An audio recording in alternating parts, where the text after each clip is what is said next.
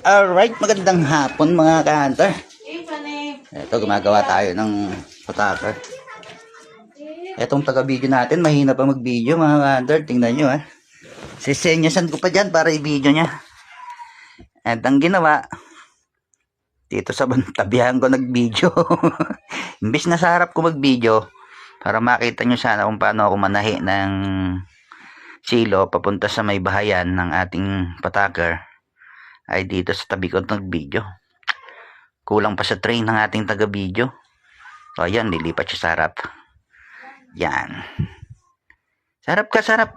Alright. Yan. O, diba? Kitang-kita nyo. Ang pagkakabit ko mga ka-hunter, pasalungat, hindi po pa ayon sa pagkatirintas ng tanse.